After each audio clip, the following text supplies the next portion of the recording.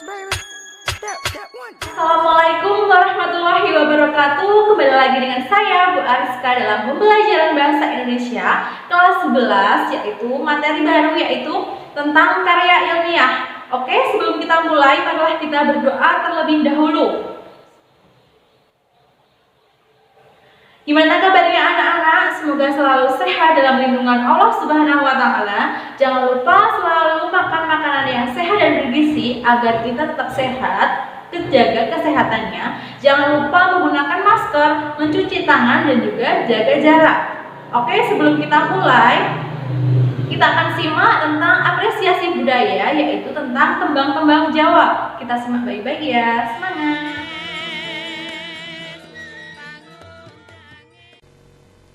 Sampun nyicip yang pratangga pati kawaryan mancara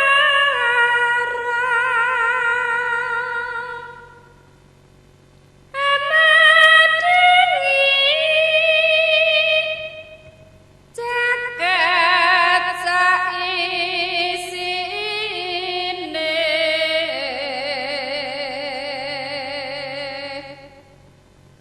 makaten ambeking Narapati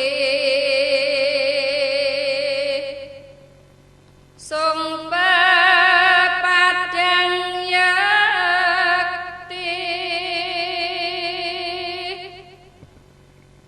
Mring tita sadarung.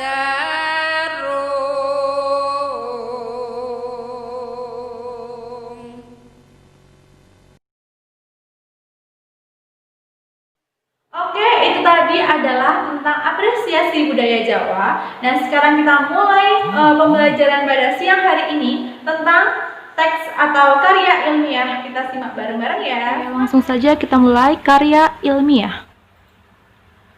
Mengidentifikasi informasi, tujuan, dan esensi karya ilmiah. Karya ilmiah adalah laporan tulis yang diterbitkan untuk memaparkan hasil penelitian atau pengkajian yang telah dilakukan oleh seseorang atau sebuah tim dengan memenuhi kaidah dan etika keilmuan yang dikukuhkan dan ditaati oleh masyarakat keilmuan. Masalah tersebut disusun dengan metode ilmiah. Metode ilmiah yaitu metode untuk melakukan cara berdasarkan cara berpikir yang sistematis dan logis. Struktur karya ilmiah. Yang pertama ada judul. Judul karya ilmiah ditulis dalam satu frasa yang jelas dan lengkap. Judul mencerminkan isi karya ilmiah. Dari judul karya ilmiah, Anda dapat menemukan masalah yang diteliti, ruang lingkup penelitian, tujuan penelitian, subjek penelitian, dan metode penelitian. Penulisan judul tidak diakhiri dengan tanda baca apapun. Kemudian, yang kedua, ada pendahuluan. Mencakup latar belakang, batasan masalah, dan rumusan masalah, tujuan penulisan karya ilmiah, dan manfaat. Nah, jadi dalam pendahuluan itu terdapat latar belakang yang digunakan untuk menjelaskan adanya pemilihan topik permasalahan yang bersangkutan. Kemudian yang kedua, batasan masalah dan rumusan masalah. Batasan masalah digunakan untuk memberikan batasan yang jelas bagian mana dari persoalan yang dikaji. Kemudian yang ketiga, ada tujuan penulisan karya ilmiah. Bagian ini menyajikan tujuan penulisan karya ilmiah berdasarkan rumusan masalah yang ada. Bagian ini juga digunakan untuk menggambarkan hasil yang diharapkan dari penelitian.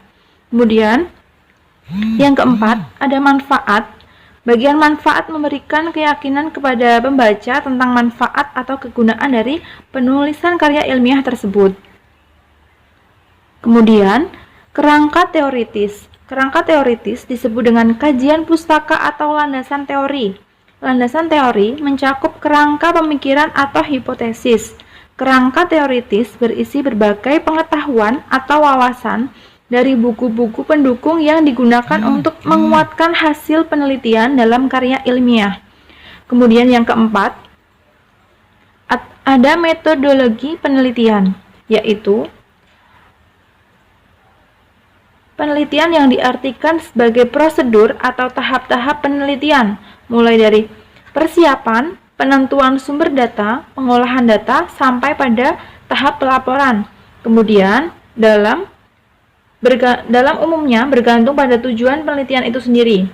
Jenis metode penelitian antara lain ada 3. Yang pertama, metode deskriptif, yaitu metode penelitian yang bertujuan menggambarkan fakta-fakta secara apa adanya tanpa tambahan apapun. Kemudian yang kedua, ada metode eksperimen, yaitu metode penelitian yang bertujuan memperoleh gambaran atas suatu peristiwa setelah melakukan penelitian atau percobaan. Kemudian, yang terakhir, metode penelitian kelas, yaitu metode penelitian dengan tujuan memperbaiki persoalan-persoalan yang terjadi di kelas tertentu. Kemudian ada pembahasan, itu berisi bagian pokok karya ilmiah terkait dalam rumusan masalah, tujuan penulisan, dan di situ bisa disertai dengan grafik atau gambar, tabel. Kemudian dalam pembahasan, penulisan mengeluarkan argumen-argumen yang telah dikemukakan dalam landasan teoritis untuk didukung dan hasil penelitian yang dikumpulkan oleh penulis. Kemudian ada simpulan dan saran. Simpulan berisi jawaban dari tujuan yang diajukan penulis pada pembahasan yang diperoleh dari penelitian tersebut. Nah, kemudian daftar pustaka dan lampiran.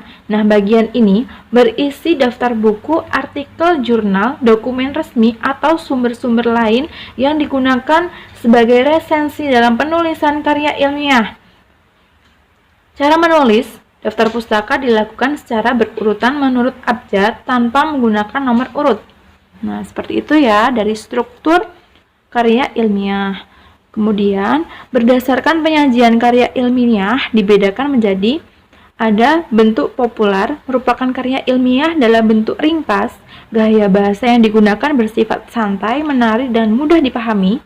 Kemudian, bentuk semi-formal merupakan karya ilmiah jenis laporan atau makalah, terdiri dari halaman judul, kata pengantar, daftar isi, pendahuluan, pembahasan, simpulan, dan daftar pustaka.